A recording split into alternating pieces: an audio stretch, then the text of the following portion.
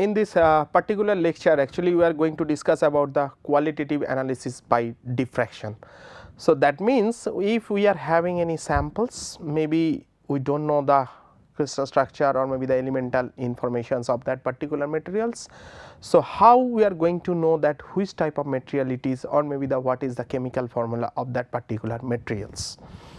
So, qualitative analysis, what does it mean actually? So, qualitative analysis is the identifications of the constituents, as I told already, that means elements or maybe the functional groups present in a substance, that means phase identifications. A given substance always produce a characteristic diffraction pattern, whether that substance is present in the pure state or as one of the constituent of a mixture of substances. Say suppose copper, if it is in the pure form of copper or maybe some cuprous oxide Cu2O or maybe something other else. The unique characteristic diffraction patterns may be used as a fingerprint for its identification. So, simple, if it will give you the whole informations.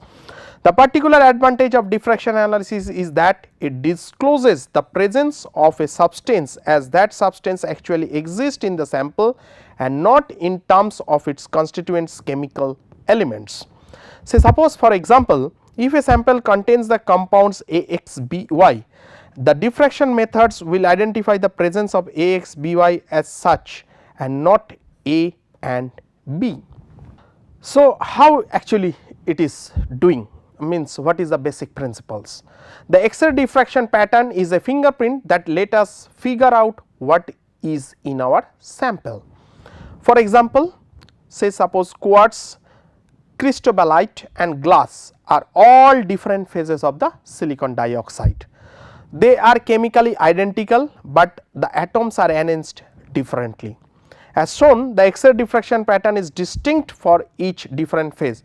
So, for glass there is no sharp peaks, it is very much broadened.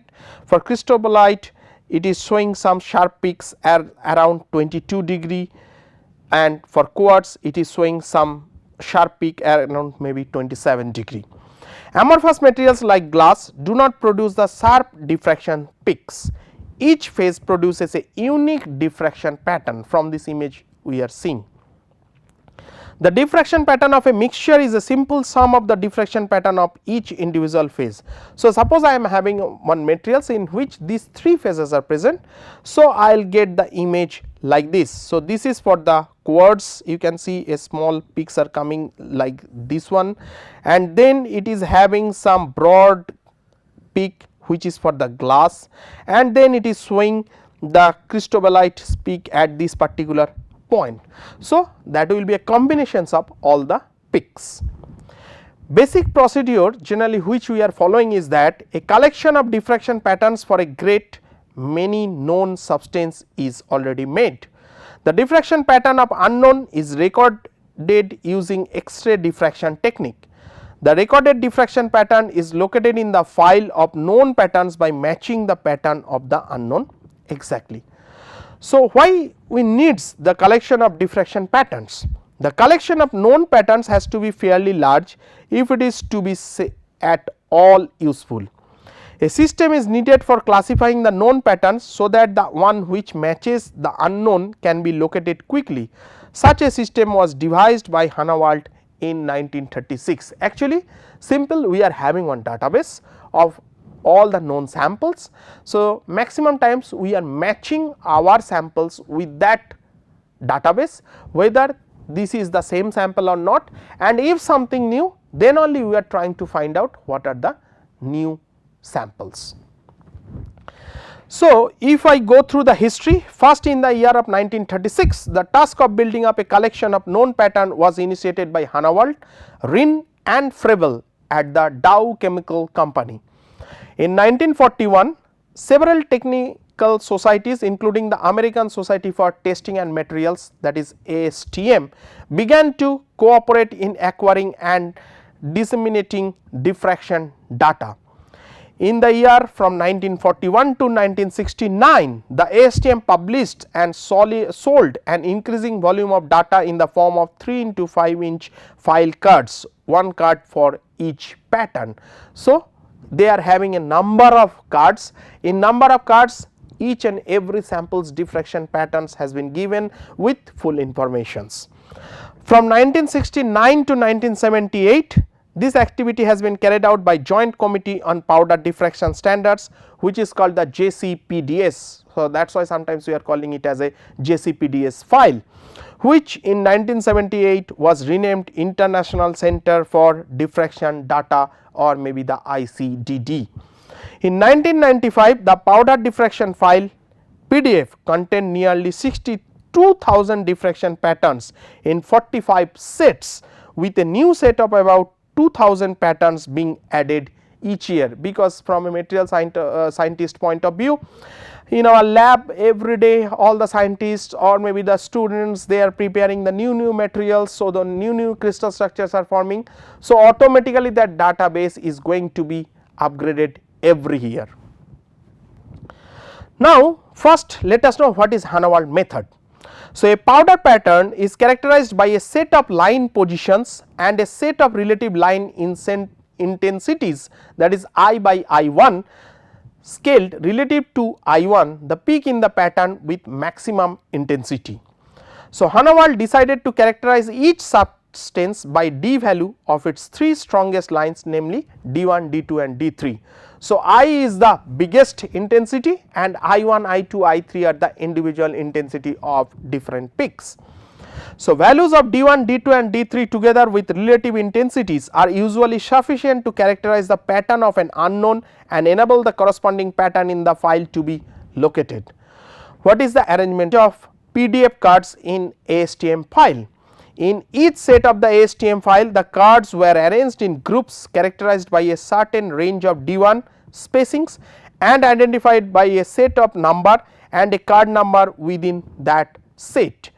Within each group, for example, the group covering D1 values from 5.99 to 5.50, which I am going to show you the example in the next slide, the cards were arranged in decreasing order of D2 values.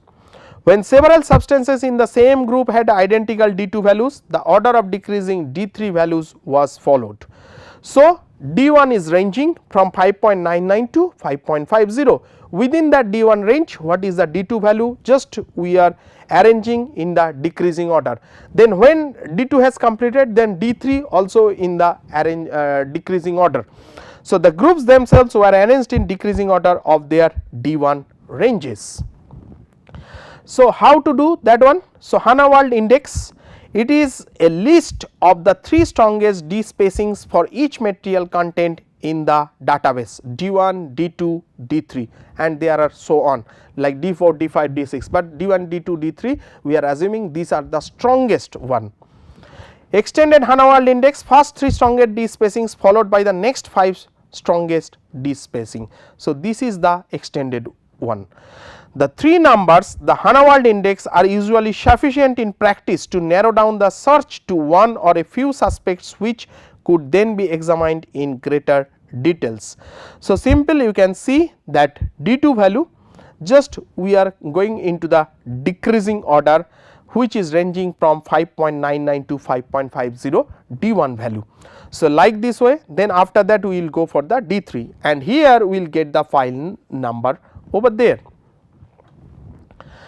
So, now if we see the ICDD diffraction data card, it looks like this, which one means this one is give you the file number, 2 this is the D1, D2 and D3, 3 strongest lines over there, 3 the lowest angle lines over there is the 3, 4 chemical formula and the name of the substance, in this case it is sodium chloride chemical formula, and then star has been given, star means it is high quality, if it has been written I, that means intensity is fairly reliable, if C will be written over there, then C is the calculated pattern and O means it is low reliability.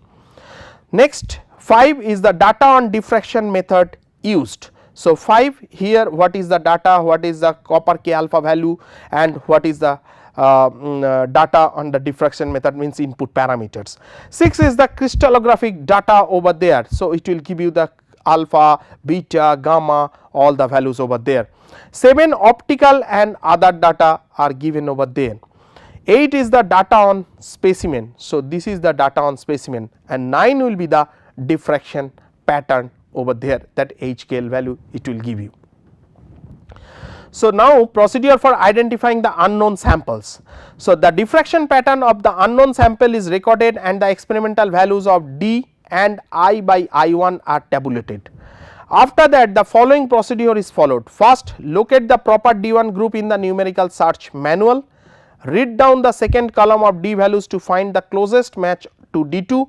In comparing the experimental and tabulated D values, always allow for the possibility that either set of values may differ by plus minus 0.01 angstrom. After the closest match has been found for D1, D2 and D3, compare their relative intensities with the tabulated values. When good agreement has been found for the lines listed in the search manual, locate the proper PDF card and compare the D and I by I1 values of all the observed lines with those tabulated. When full agreement is obtained, identification is complete.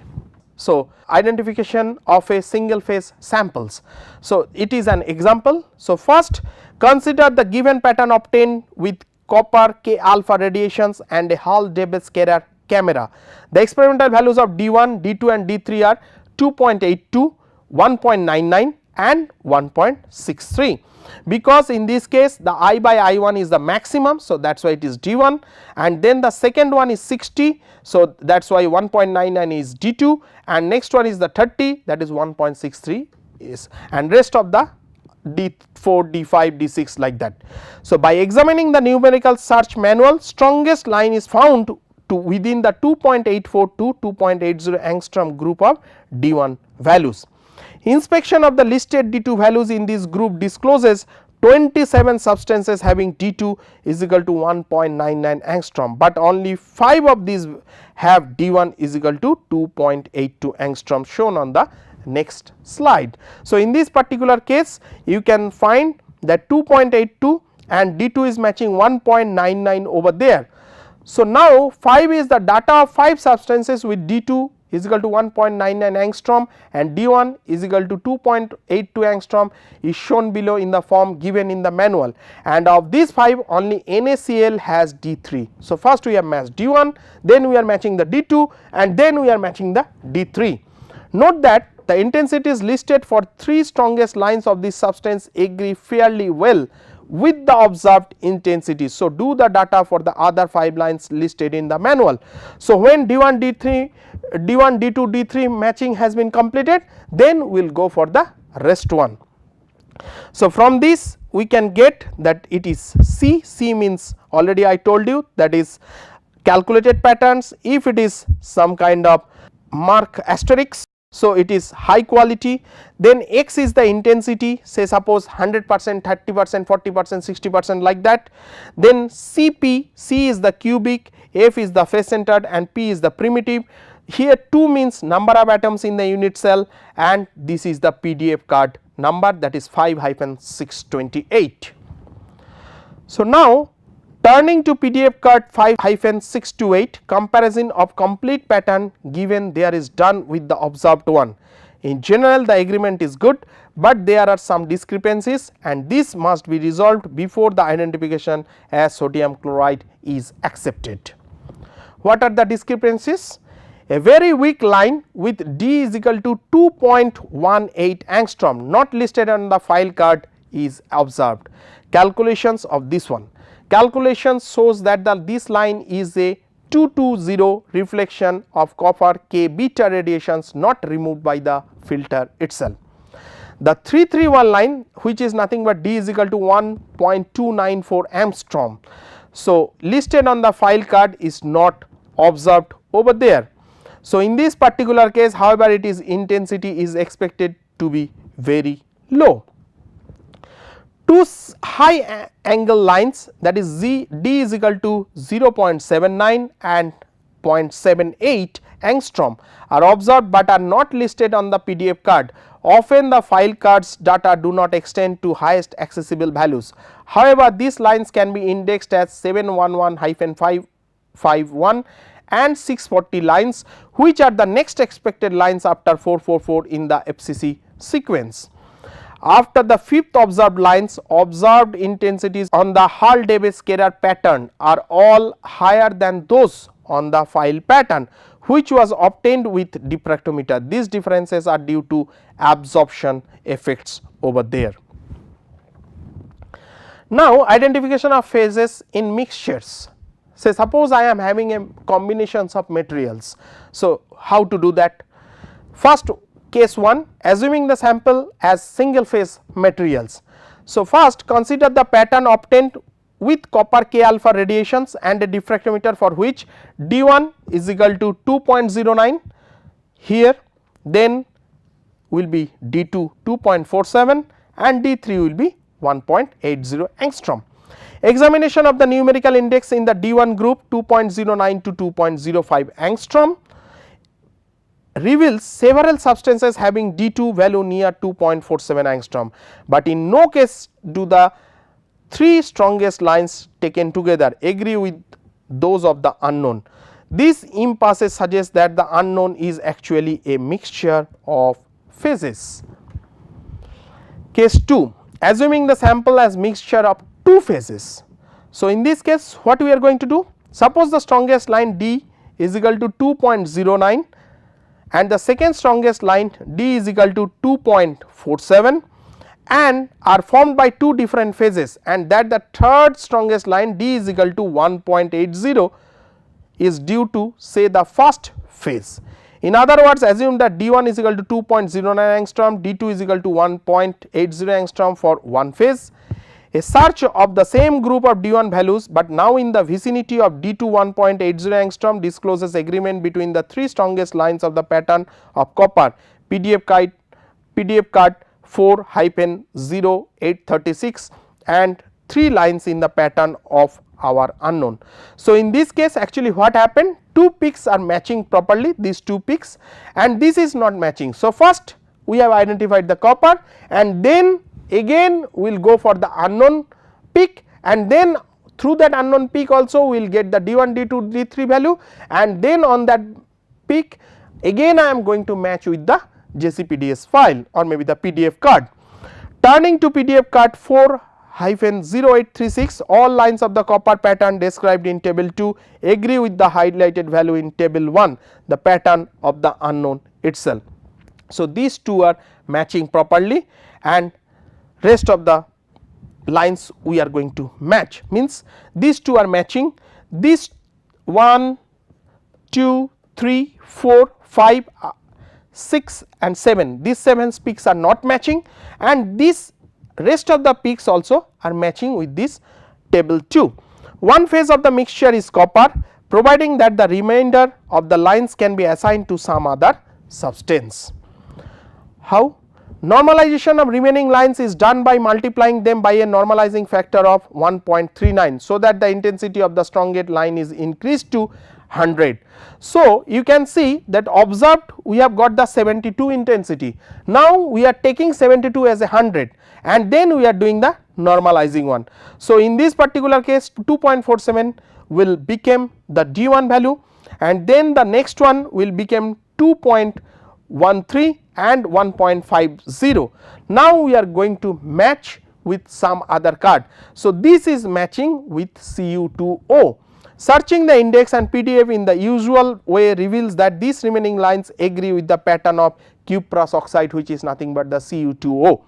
Result, the unknown is found to be a mixture of copper and the cuprous oxide. Next is the plot-replot method used for the overlapped diffraction lines. Sometimes it may happen for different materials the line has been overlapped each other, then how to distinguish them? Make a stick plot of I by I1 versus D for the unknown mixture. Select likely possibilities, 3 strongest lines, and make stick plots for these knowns based on PDF cards.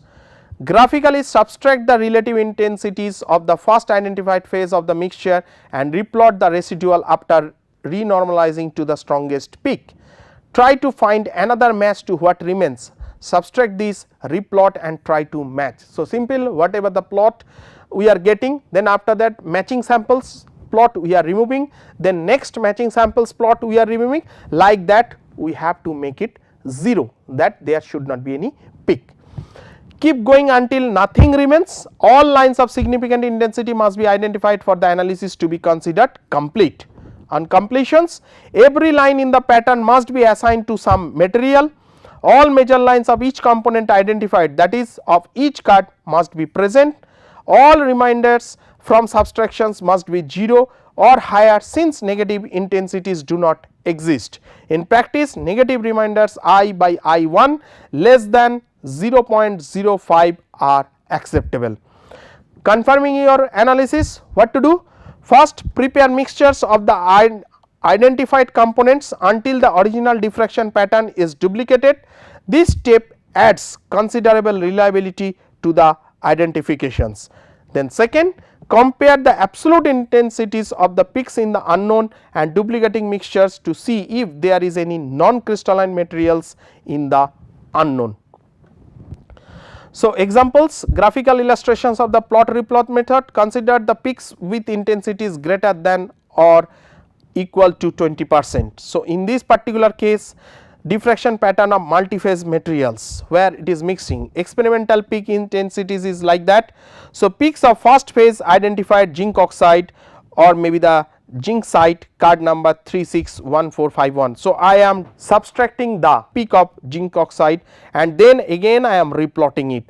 Then peaks of the second phase identified, that is zirconia oxide ZrO2 and zirconia, card 371485.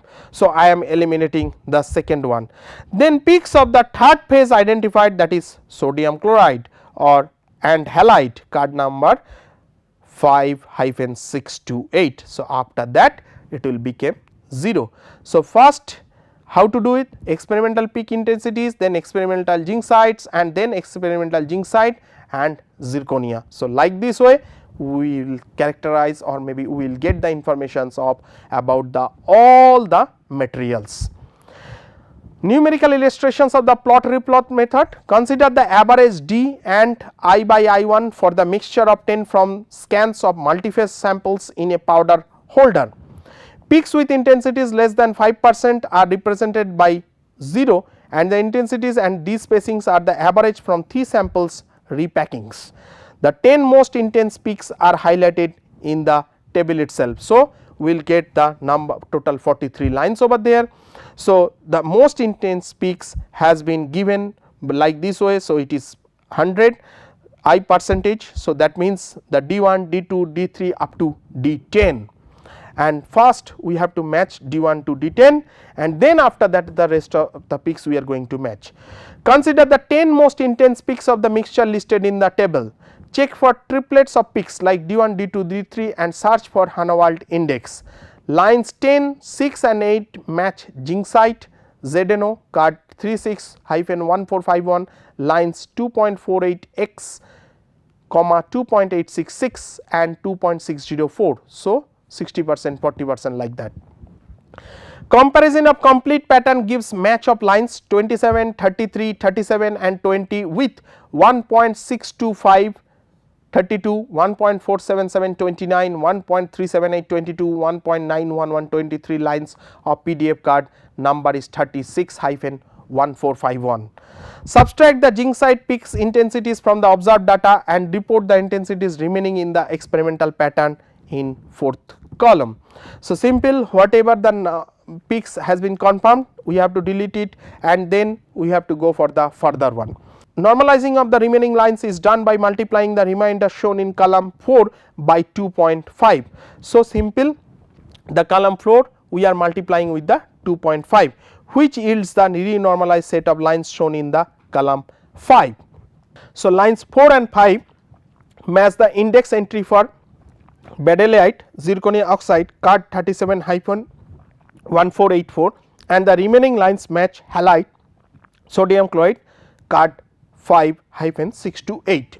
Now, this one is actually the computer search model. So, generally the how the computer is doing. Identification of components in a mix is often done using computerized matching algorithms. As the number of phases in the unknown increases beyond 2, manual searching becomes very difficult and time consuming. computer searching is then more efficient. The result depend on the data quality, the database quality and the criteria used in the search. Matches are usually ranked using a figure of merit which is defined as Fn is equal to 1 by bar delta 2 theta into n by n pos. So, n is equal to number of observed back reflections, n pos number of independent diffraction lines possible up to the nth observed lines, and bar del 2 theta average absolute discrepancy between calculated and observed 2 theta values. So, here is the vector. So, vector bar del 2 theta is equal to average absolute discrepancy between calculated and observed 2 theta values. The units of Fn are reciprocal degrees, and the higher the accuracy or the more complete the pattern, the larger is Fn. Fn is equal to 100 means that the average 2 theta difference was less than is equal to 0.01 degree. Search match programs, like generally we are doing it by the EVA software or maybe the Topaz software. Now, there is certain practical difficulties. What are those? Errors affecting the observed positions and the intensities of the diffraction lines have been discussed in chapter precise parameter measurements. So, already we have discussed abnormal intensities due to preferred orientation or graininess, sample characteristics, densely packed, randomly oriented grains or maybe the crystallites, grain size less than 10 microns and homogeneous. If the crystallites in a powder sample have plate or needle like shapes, it can be very difficult to get them to adopt the random orientations. That is why we always try to get the orientations of the flat surface. Preferred orientations is particularly common in surface deposits on metals such as oxide or maybe the sulphide layers. If the deposit is very thin, its removal may not yield enough material for examination. If large grains are present in a particulate sample, some diffraction lines will have abnormally large intensities, but the question is why? With a few large crystals present in an otherwise suitable sample, there is a chance that one of the large crystals is correctly oriented for HKL diffraction. In this case, the intensity of that particular HKL will be abnormally high. In this case, you can see that certainly it became 100, otherwise it is 775 or maybe 736, but certainly it became the 100 intensity. So, example, intensity of the 400 line is abnormally high in one case, in this particular case. Therefore, it is always desirable to run at least 3 repackings of a sample of an unknown. There are certain other difficulties also. The Hana method fails completely when the unknown is a substance not listed in the PDF. Yes, we do not have any archive. The unknown is a mixture and the component to be identified is not present in sufficient quantity to yield a good diffraction pattern.